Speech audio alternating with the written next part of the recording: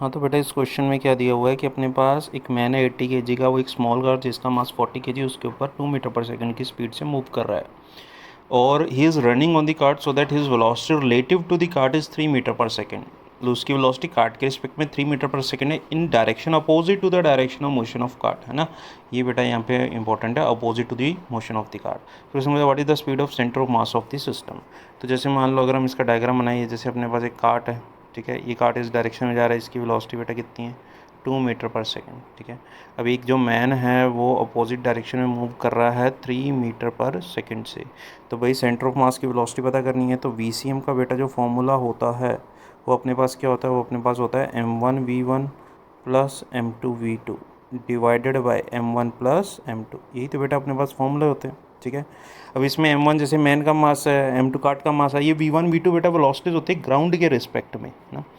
तो ग्राउंड के रिस्पेक्ट में कार्ट की तो वेलोसिटी बेटा अपने को पता है। अगर मैन की वेलोसिटी की बात करें तो velocity of man with respect to cart ये अपने को गिवन है ना, ये 3 गिवन है।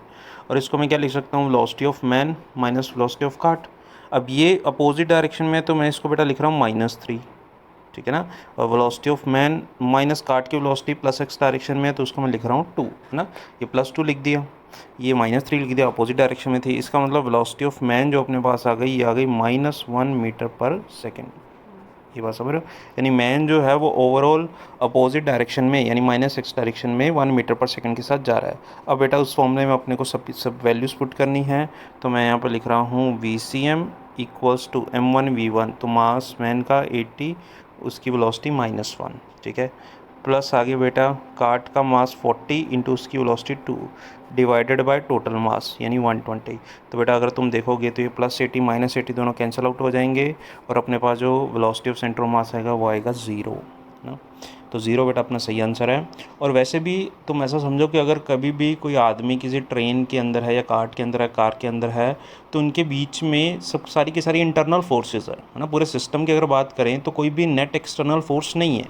और अगर नेट एक्सटर्नल फोर्स नहीं है, तो नेट एक्सटर्नल फोर्स नहीं होती तो सेंटर ऑफ मास की मूवमेंट नहीं होती।